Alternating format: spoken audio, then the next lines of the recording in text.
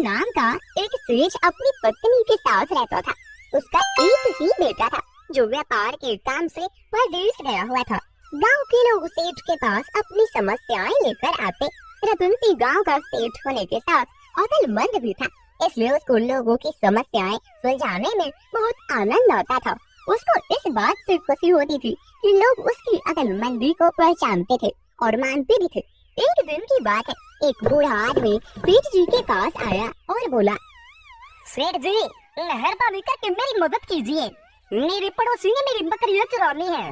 सेठ जी ने उसकी बातें ध्यान से सुनी, फिर पूछा, ठीक है, पर ये बताओ कि तुम्हारी परेशानी क्या है। सेठ जी, मेरी परेशानी यह है कि मेरे पड़ोसी ने मेरी बकरियां चुरानी है। मैं एक गरीब आदमी हूँ और इतना गरीब हूँ कि मैं उसके बदले में और बकरियां नहीं खरीद सकता।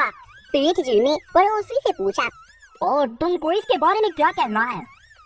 सेठ जी, मुझे नहीं मालूम कि यह आदमी क्या कह रहा है। मेरे पास बहुत सारी बकरियां हैं, पर उनमें से कोई भी बकरी इनकी नहीं है। इस बात का फैसला करना आसान नहीं था। सेठ जी को ऐसे मामले सुलझाने में बहुत अच्छा लगता था। उसने कहा, मैं तुम लोगों का एक इम्तिहान लेता हूँ, जो भी वह इम्तिहान पास कर लेगा वही बकरियों का मालिक होगा। मैं जानना चाहता हूँ कि इस दुनिया में सबसे ज्यादा तेज चीज क्या है। जब तक तुम लोग इस सवाल का जवाब नहीं ढूंढ लो, यहाँ वापस मत आना। दोनों लोग सिर हिलाते हुए अपने अपने घर चले गए। अब इस बात का जवाब कौन दे सकता था। उस बूढ़े आदमी की एक बेटी थी जिया।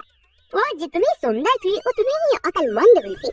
बुढ़ा जब घर वापस आया तो सेठ जी का सवाल उसने अपनी बेटी से पूछा। तुरंत ही उसने अपने पिता के कान में कुछ फुसफुसाया जो उस सेठ को खुश कर सकता था। अगली सुबह ही वह बुढ़ा सेठ के घर की तरफ रवाना हुआ। सेठ ने जब बूढ़े को देखा तो वह आश्चर्य में पड़ गया और बोला, अरे, क्या तुमको मेरे सवाल का जवाब मिल गया। जी सेठ जी, यह कोई ज्यादा मुश्किल सवाल नहीं था। हाँ, तो फिर बताओ कि इस दुनिया में सबसे ज्यादा तेज चीज क्या है। सेठ जी, समय वह हमारे पास कभी भी काफी नहीं होता। यह हमेशा ही बहुत जल्दी चला जाता है और हमारे पकड़ में नहीं आता। जो हम करना चाहते हैं उसके लिए हमारे पास कभी भी समय काफी नहीं होता। बुढ़े के इस जवाब से तो सेठ भी चौंकन्ना रह गया, क्योंकि उसको तो अपने आप पर भी यकीन नहीं था कि वह खुद भी इस सवाल का जवाब दे सकता था। उसने बुढ़े से पूछा, इस सवाल के जवाब में तुम्हारी किसने सहायता की, किसने बताया तुमको। किसी ने नहीं सेठ जी, ये मेरे अपने शब्द है, मुझे किसी ने कुछ नहीं बताया। तुम मुझे सच नहीं बता रहे हो, इसके लिए क्या तुम जानते हो, मैं तुम्हें सजा भी दे सकता हूँ। ये सुनकर बुढ़ा डर गया, वह और आगे झूठ नहीं बोल सका। इस सवाल का जवाब मेरी बेटी जिया ने मुझे बताया है। वह एक बहुत ही समझदार लड़की है। लगता है कि वह बहुत अक्लमंद लड़की है। मैं उनसे मिलना चाहूँगा।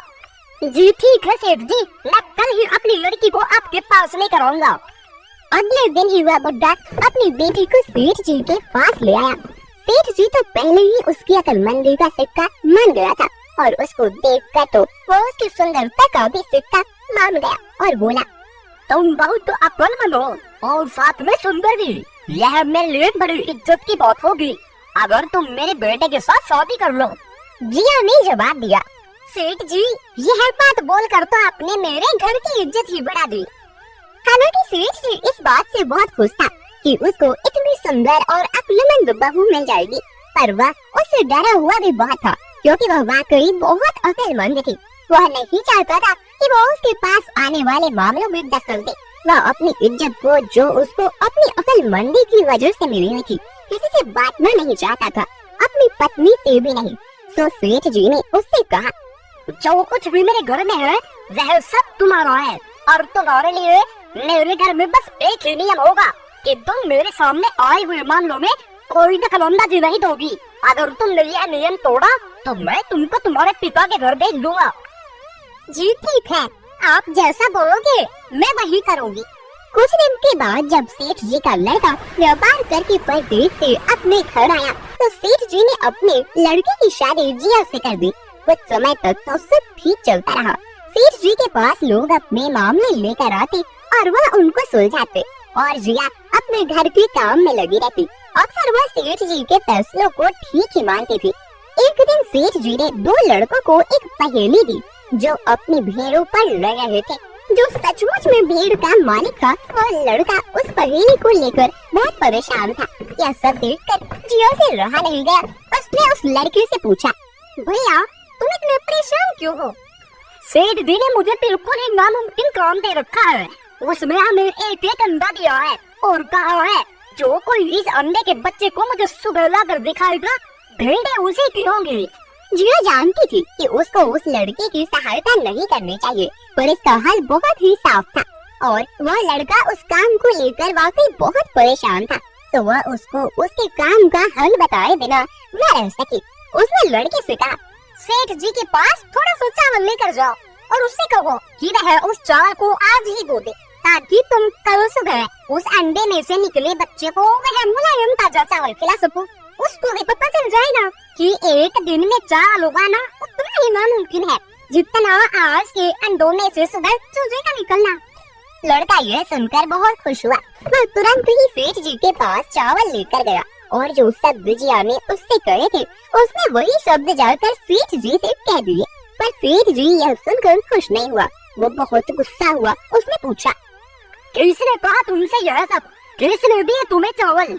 तुम्हारे जितने बड़े बच्चे के लिए ये सब बहुत ज्यादा अक्लमंदी है। ये मेरे ही शब्द है सेठ जी, ये मेरे ही विचार है, किसी और ने इसमें मेरी कोई सहायता नहीं की। देख लो, अगर तुमने झूठ बोला तो मैं तुझको सजा दूंगा। इस पर वह लड़का चिल्ला पड़ा, सेठ जी वह आपके घर की बहू थी, उसने सोचा कि आप मेरी अक्लमंदी की कदर करोगे। इस पर सेठ जी जिया पर बहुत गुस्सा हुए क्योंकि उसने उसको एक ही तो नियम मानने को बताया था और वही उसने तोड़ दिया। शाम को जब सेठ जी घर आए तो उसने जिया को अपने सामने बुलाया और उसे बहुत डांटा। उसने कहा, बहू क्या तुमको मालूम नहीं है, मैंने तुमको केवल एक ही नियम मानने के लिए कहा था और वह भी तुमने नहीं माना। जाओ अब तुम अपने पिता के घर चली जाओ। सेठ जी की पत्नी बोली, जी इस तरह से बहू को घर से बाहर निकाल दोगे तो लोग हमारे बारे में क्या कहेंगे? इसकी पहली और आखिरी गलती समझकर इसे माफ कर दीजिए। आगे से ये ऐसी गलती कभी नहीं करेगी, मैं इसे समझा दूंगी। सेठ अपनी पत्नी की बात से सहमत हो गया। एक दिन जिया कुएं पर पानी भरने गई हुई थी, तभी कहीं से 4 राहगीर वहां आ पहुँचे। उनमें से एक राहगीर बोला, बहन मैं बहुत प्यासा हूँ, क्या मुझे पानी पिला दोगी? जिया को पानी पिलाने में थोड़ी झिझक महसूस हुई। उसके पास लोटा या गिलास भी नहीं था जिसे वो पानी पिला देती। इसी कारण वहाँ उन राहगीरों को पानी पिलाना उसे ठीक नहीं लगा। फिर उससे पूछा, आप कौन है? मैं एक यात्री हूँ। यात्री तो संसार में केवल 2 ही होते हैं, आप उन दोनों में से कौन है? अगर आपने मेरे इस सवाल का सही जवाब दिया तो मैं आपको पानी पिला दूंगी, नहीं तो मैं पानी नहीं पिलाऊंगी। बेचारा राहगीर उसकी बात का कोई जवाब नहीं दे पाया। तभी दूसरे राहगीर ने पानी पिलाने की विनती की। जिया ने दूसरे राहगीर से पूछा, अच्छा तो आप बताइए कि आप कौन हैं? दूसरा राहगीर तुरंत बोल उठा, मैं तो एक गरीब आदमी हूँ। भैया गरीब तो केवल 2 ही होते हैं, आप उनमें से कौन है? प्रश्न सुनकर दूसरा राहगीर चकरा गया। उसको कोई जवाब नहीं सूझा तो वो चुपचाप हट गया। तीसरा राहगीर बोला, बहन मुझे बहुत प्यास लगी है, ईश्वर के लिए तुम मुझे पानी पिला दो। अब आप कौन हैं? बहन मैं तो एक अनपढ़ गवार हूँ। अरे भाई अनपढ़ गवार तो इस संसार में 2 ही होते हैं, आप उनमें से कौन है? बेचारा तीसरा राहगीर भी कुछ बोल नहीं पाया। अंत में चौथा राहगीर आगे आया और बोला, बहन मेहरबानी करके मुझे पानी पिला दे, प्यासे को पानी पिलाना तो बड़े पुण्य का काम होता है। आप कौन है? बहन मैं तो बड़ा ही मूर्ख हूँ। मूर्ख तो संसार में केवल 2 ही होते हैं, आप उनमें से कौन है? वो बेचारा भी उसके प्रश्न का उत्तर नहीं दे सका। चारों पानी पिए बगैर ही वहाँ से जाने लगे। तो जिया बोली, यहाँ से थोड़ी ही दूर मेरा घर है, आप लोग कृपया वहीं चलिए, मैं आप लोगों को पानी पिला दूंगी। चारों राहगीर उसके घर की तरफ चल पड़े। जिया ने पानी का घड़ा उठाया और छोटे रास्ते से अपने घर पहुंच गई। इतने में वे चारों राहगीर उसके घर पहुंच गए। जिया ने उन सभी को पानी पिलाया। पानी पीने के बाद वे राहगीर अपनी राह पर चल पड़े। उसी समय उसका पति भी अपने घर आ गया, जो व्यापार के काम से विदेश गया हुआ था। उसने चारों राहगीरों को अपने घर से बाहर निकलता देख लिया। ये सब देखकर उसे बड़ा दुख हुआ। वह सोचने लगा, मैं तो व्यापार करने के लिए परदेश जाता हूँ और यह मेरी गैर हाजिरी में पराये मर्दों को घर बुलाती है, इसे तो मेरी लिहाज नहीं है। यह सब देखकर अगर मैं चुप रह गया तो आगे से इसकी हिम्मत और बढ़ जाएगी, मेरे पीछे से न जाने क्या क्या करती होगी। फिर एक बात और भी है, बीमारी कोई अपने आप ठीक नहीं होती, उसके लिए वैद्य के पास जाना पड़ता है। क्यों न इसका फैसला पिताजी पर ही छोड़ दूं। यही सोचता हुआ वह सीधा सेठ जी के पास जा पहुंचा और उनसे सारी बातें बताई। सेठ जी ने उसकी सारी बातें सुनकर उसी वक्त गुस्से में बहू को बुलाने के लिए अपने एक आदमी से कहा, तुरंत बहू को सभा में उपस्थित किया जाए। उस आदमी को अपने घर पर आया देख उस सेठ की पत्नी ने अपनी बहू से पूछा, क्या बात है बहू रानी, तुम्हारी किसी से कहा सुनी हो गई क्या? जो उनकी शिकायत पर तुम्हारे पिताजी ने तुम्हें बुलाने के लिए अपने आदमी भेज दिए। जिया ने सास की चिंता को दूर करते हुए कहा, नहीं सासू माँ, मेरी किसी से कोई कहा सुनी नहीं हुई, आप बिल्कुल भी फिक्र न करें। फिर वह उस आदमी के साथ सेठ जी के पास चली गई। सेठ ने बहू से पूछा, तुम दूसरे मर्दों को घर क्यों बुला लाई, जबकि तुम जानती थी कि तुम्हारा पति घर पर नहीं है? जी मैंने तो केवल कर्तव्य का पालन किया है, प्यासे को पानी पिलाना कोई अपराध नहीं, यह हर गृहिणी का कर्तव्य है। जब मैं कुएं पर पानी भरने गई थी तब तन पर मेरे कपड़े अजनबियों के सामने उपस्थित होने के नहीं थे, इसी कारण उन राहगीरी को कुएं पर पानी नहीं पिलाया। उन्हें बड़ी प्यास लगी थी और मैं उन्हें पानी पिलाना चाहती थी, इसलिए उनसे मैंने मुश्किल प्रश्न पूछे और जब वे उनका उत्तर नहीं दे पाए तो उन्हें घर बुला लाई। घर पहुँचकर ही उन्हें पानी पिलाना उचित था। सेठ जी को बहू की बात ठीक लगी। सेठ जी को उन प्रश्नों के बारे में जानने की बड़ी उत्सुकता हुई जो बहू ने चारों राहगीरों से पूछे थे। भला मैं भी तो सुनूं कि वे कौन से प्रश्न थे जिनका उत्तर वे लोग नहीं दे पाए। बहू ने तब वे सभी प्रश्न दोहरा दिए। बहू के प्रश्न सुनकर सेठ जी और सभा में बैठे सभी लोग चकित रह गए। फिर सेठ जी ने उससे कहा, तुम खुद ही इन प्रश्नों पे उत्तर दो, हम अब तुमसे जानना चाहते हैं। जी मेरे पहले प्रश्न का उत्तर है कि संसार में सिर्फ दो ही यात्री है, सूर्य और चंद्रमा। मेरे दूसरे प्रश्न का उत्तर है कि बहू और गाय इस पृथ्वी पर ऐसे दो प्राणी हैं जो गरीब हैं। अब मैं तीसरे प्रश्न का उत्तर सुनाना चाहती हूँ। हर इंसान के साथ हमेशा अनपढ़ गवारों की तरह जो हमेशा चलते रहते हैं वो भोजन और पानी है। चौथे आदमी ने कहा था कि वह मूर्ख है और जब मैंने उनसे पूछा कि मूर्ख तो दो ही होते हैं, दोनों उनमें से कौन से मूर्ख हो, तो वह उत्तर नहीं दे पाया। इतना कहकर वह चुप हो गई। सेठ जी ने बड़े आश्चर्य से पूछा, क्या तुम्हारी नजर में इस संसार में दो ही मूर्ख हैं? जी हाँ, इस घड़ी इस समय मेरी नजर में सिर्फ दो ही मूर्ख हैं। तुरंत बताओ कि वे दो मूर्ख कौन हैं? जी मेरी जान बच दी जाए तो मैं इसका उत्तर दूं।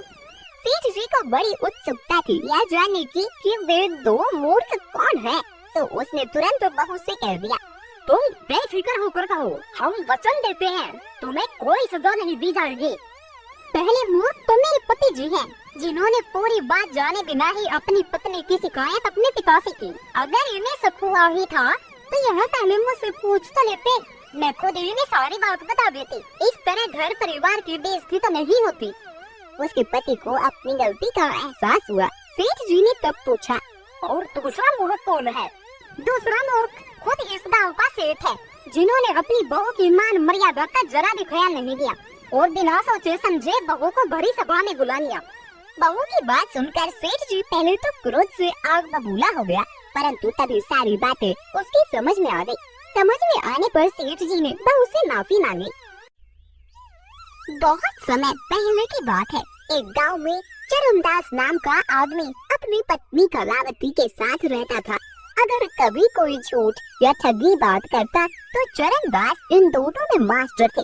एक दिन उसके दिमाग में एक ख्याल आया कि अगर उसको अमीर आदमी बनना है तो ठगने के लिए गांव का सरदार ठीक आदमी रहेगा।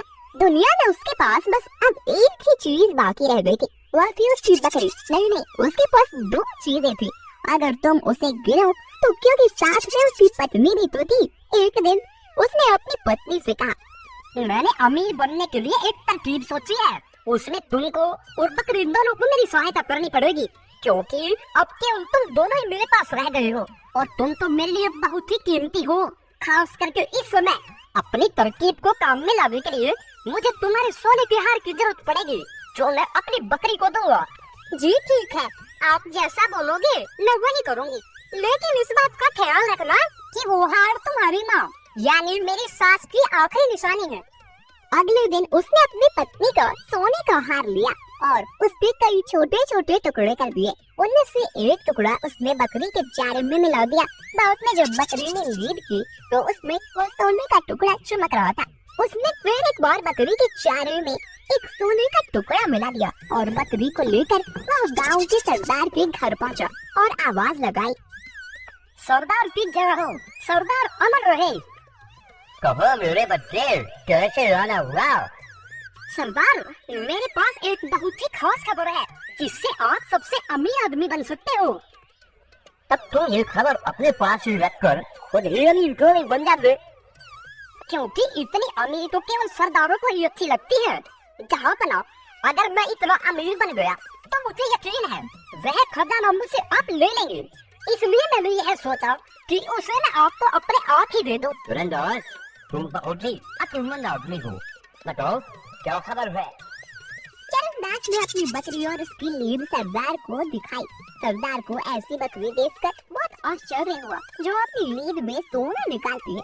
इससे पहले ही वह अपने आश्चर्य पर काबू पाता कि इतने में बकरी ने फिर से लीद दे दी और उसमें भी सोने का एक टुकड़ा चमचमा रहा था।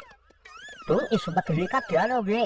और देखो, एक दाम बताना, क्योंकि तुम जानते हो कि मैं तुमसे ये बकरी बिना कुछ दिए भी ले सकता हूँ। मैं हमेशा ठीक ही बोलता हूँ। जहाँ पना, आपके एक बहुत ही छोटे नौकर की हैसियत से मैं इसका दाम केवल 100 सोने के टुकड़े और 100 चांदी के टुकड़े मांगता हूँ। चरणदास, तुमको 100 सोने के टुकड़े और 100 चांदी के टुकड़े मिल जाएंगे। चरणदास को तो विश्वास ही नहीं हुआ कि सरदार इतना दयालु था। चरणदास फिर बोला, जहाँ पना, कोई आपका सोना चोरी न कर ले, इसलिए आप बकरी को अलग ही रखना और अपने बहुत ही खास आदमी को उसकी रक्षा के लिए रखिएगा। इतना कहकर वह वहाँ से चला गया। 4 दिन बाद उस बकरी को जहाँ रखा गया था वह जगह उसकी लीद से भर गई। सरदार के नौकरों ने वह पूरी लीद छान मारी पर उनको सोने का एक टुकड़ा भी नहीं मिला। ये देखकर सरदार गुस्से से भर गया और बोला, उस कमीने को मेरे पास जिंदा लेकर आओ और अगर वह न आए तो उसको मार दो और उसका मरा हुआ शरीर लेकर आओ ताकि मैं उसको पिट्टू को खाने के लिए फेंक सकूं। चरणदास तो इसके लिए पहले से ही तैयार था क्योंकि उसको मालूम था कि सरदार उसको बुलाएगा, क्योंकि उस बकरी की लीद में सोना तो निकलना ही नहीं था। उसने अपनी पत्नी को अपना प्लान पहले से ही बता दिया। क्योंकि जब हम सरदार के पास जाएंगे, जो कुछ भी मैं तुमसे कहूँ उस हर बात पर बहस करना और उसको काटना। इस तरह हम आपस में लड़ेंगे और वहाँ से आके मैं देख लूंगा। जी ठीक है, आप जैसा बोलोगे मैं वही करूँगी। उसने एक थैली में खून जैसा लाल रंग लिया और अपनी पत्नी के पीठ पर बांध दिया। जैसे ही सरदार के आदमी उसके पास आए, उसने अपनी पत्नी को भी साथ लिया और उनके साथ चल दिया। सरदार के घर आकर चरणदास ने सलाम किया और बोला, सरदार की जय हो, सरदार अमर रहे। जहाँ पना, आपने मुझे बुलाया। चरणदास, तुमने तो कहा था कि तुम्हारी बकरी अपने लीद में सोना निकालती है। मैंने उसको तुम्हारे कहे अनुसार 4 दिन तक एक अकेली जगह में रखा, पर मुझे उसकी लीद में सोने का एक टुकड़ा भी नहीं मिला। जहाँ पना, पर मैंने तो आपसे यह केवल कहा नहीं था बल्कि करके भी दिखाया था। उसकी पत्नी बोली, सरदार, इसने आपको धोखा दिया था। बकरी की लीद से कोई सोना वोना नहीं निकलता। चरणदास चिल्लाया, चुप रह झूठी। कलावती ने भी जवाब में कहा, तुम झूठे हो। चरणदास ने गुस्सा होने का बहाना करते हुए अपनी पत्नी को बहुत डांटा। फिर उसने अपना छोटा सा चाकू निकाला, उसके पेट पर लिपटा हुआ थैला काट दिया। इससे इस थैले में भरा सारा खून फर्श पर बिखर गया और उसकी पत्नी जमीन पर गिर पड़ी। यह देखकर सरदार चिल्लाया, तुमने अपनी पत्नी को मार दिया। आपने मुझे बुलाया था ना? क्यों बुलाया था? जल्दी बताइए ताकि मैं अपनी पत्नी को फिर से जिंदा कर सकूं। सरदार ये सब देखकर परेशान था। वो बोला, तुमने अभी एक इतना बड़ा जुर्म किया है और तुम उससे पूछे हो कि मैंने तुमको यहाँ क्यों बुलाया? भूल जाओ कि मैंने तुमको यहाँ बुलाया है। तुमने अपनी पत्नी को मारा है। तुमने एक भयानक जुर्म किया है। मैं भी मेरी आंखों के सामने। अब तुम उसकी सजा भुगतने के लिए तैयार हो जाओ। चरणदास ने तुरंत ही एक गिलास भरकर पानी मांगा। सरदार ने पानी मंगवा दिया। चरणदास ने उसके ऊपर कुछ शब्द बोले, फिर उसने अपनी दाढ़ी की पूंछ का चवर उस पानी में डुबोया और उस पूंछ को 7 बार झटक कर उससे एक आवाज करते हुए वो पानी अपनी पत्नी पर छिड़क दिया। वह बोला, इसका कटा हुआ शरीर ठीक हो जाए और मैं तुझे हुक्म देता हूँ कि तू उठ जा। उसकी पत्नी तुरंत ही उठकर बैठ गई। अब उसका भी कहीं से कटा हुआ नहीं था। गाय की उस पूंछ के चवर की ताकत को देखकर सरदार ने सोचा कि अगर यह चवर उसके पास हो तो वह कितना ताकतवर हो जाएगा। वो अपने उन सब मरे हुए लोगों को जिंदा कर सकता है जो मर गए थे। तो वह चरणदास से बोला, मैंने तो कभी ये सोचा भी नहीं था कि मैं अपने आंखों से ऐसी ताकत देख पाऊंगा। मुझे लगता है कि मैं रीझ में सोना निकालने वाली बकरी के बदले यह चवर लेना ज्यादा पसंद करूंगा। चरणदास, तुम मुझे इसे कितने में बेचोगे? जहाँ पना, मुझे यकीन है कि आप जानते हैं यह चवर इस बकरी से कहीं ज्यादा कीमती है, पर मैं आपको इसे 200 सोने के टुकड़े और 200 चांदी के टुकड़े में दे दूंगा। सरदार ने उस चवर के दाम चरणदास को दे दिए और वह चवर उससे ले लिया। एक दिन जब सरदार अपने सलाहकारों के साथ खा पी रहे थे तो उसी समय उसकी एक पत्नी वहाँ और खाना रखने के लिए आई। तो उसने उन लोगों से कहा, मैं पहले अपनी पत्नी को मार दूंगा और फिर इसे जिंदा करूंगा। तुरंत ही उसने अपनी पत्नी को पकड़कर जमीन पर गिरा दिया और उसका गला काट दिया। उसका एक सलाहकार ये देखकर घबरा गया और चीख पड़ा, सरदार, यह आपने क्या किया? आपने तो उन्हें मार ही दिया। ठीक है, अब हम खाना खाते हैं और पीते हैं। बाद में मैं इसको जल्द ही जिंदा कर दूंगा। पर उसके सलाहकारों को तो चिंता हो रही थी। उन्होंने सरदार को उसे जल्दी ही जिंदा करने को कहा। सरदार ने तब वो चवर पानी से भरे गिलास में डुबोया और चरणदास की तरफ कुछ शब्द बोले। फिर उसने चवर को 7 बार हवा में हिलाया और उसका पानी अपनी पत्नी के शरीर पर छिड़क दिया। उसने उसको हुक्म दिया कि वह उठ जाए, पर वह तो वहीं की वहीं पड़ी रही, हिली हुई नहीं वहाँ से। उसने वह सब एक बार और दोहराया, पर फिर भी कुछ नहीं हुआ। ये देखकर वह खुद भी डर गया। उसने अपने नौकरों को फिर से चरणदास को लाने के लिए कहा और बोला, अब की बार तो चरणदास को मरना ही पड़ेगा। नौकर चरणदास को सरदार के पास ले आए। इस हलाल खोल के हाथ पर बांध कर डूबने वाली चीज में डाल दो और इसे नदी के सबसे गहरे हिस्से में फेंक दो। उन आदमियों ने चरणदास के हाथ बांधे और एक चमड़ी के थैले में डालकर उस थैले का मुंह रस्सी से बांध दिया। फिर उसे फेंकने के लिए नदी की ओर चल पड़े। वे सुबह से लेकर शाम तक चलते रहे। अब उनको लघुशंका के लिए जाना था, तो वह थैला उन्होंने सड़क के किनारे रख दिया और एक झाड़ी की तरफ चले गए। इससे पहले कि वे वहाँ से लौट कर आते, एक व्यापारी अपने गधे पर चढ़कर वहाँ से गुजर रहा था। चरणदास को कुछ आवाज आई तो वह थैले में से बोला, मेहरबानी करके कोई मेरी मदद करो, मुझे सोना चांदी नहीं चाहिए। सरदार अपनी जिंदगी बचाने के लिए मुझे अपना खजाना देना चाहता है, पर मुझे उसका कोई खजाना वजाना नहीं चाहिए। मैं गरीब ही ठीक हूँ। तुम पागल हो गए हो क्या? अरे हर आदमी अमीर होना चाहता है और तुम कह रहे हो कि तुम गरीब ही ठीक हो? हाँ, मैं ठीक कह रहा हूँ। वह खजाना तुम ले लो। यह पैसा मेरे लिए हमेशा से ही एक परेशानी रहा है। तुम मुझे खोल दो और तुम मेरी जगह इस थैले में बैठ जाओ। मुझे वह खजाना नहीं चाहिए, वह खजाना तुम ले लो। उस आदमी ने तुरंत ही वह थैला खोला, चरणदास को बाहर निकाला और खुद उस थैले में बंद हो गया। चरणदास उस आदमी के गधे पर बैठकर वहाँ से चला गया। कुछ ही देर में सरदार के आदमी लघुशंका से वापस आ गए। उन्होंने वह थैला उठाया और उसे उठाकर चल दिए। उनमें से एक बोला, आखिर चरणदास, तुम हमारे हाथ लग ही गए। अब तुम किसी को धोखा नहीं दे पाओगे। हम तुम्हें अब नदी में फेंक देंगे। वो आदमी ये बातें सुनकर थैले में से चिल्लाया, नहीं नहीं, मैं चरणदास नहीं हूँ, मैं हूँ, मुझे छोड़ दो। हाँ हाँ, वह तुम ही हो, वह तुम ही हो। ये कहकर उन्होंने उस थैले को नदी में फेंक दिया और सरदार के पास लौट गए।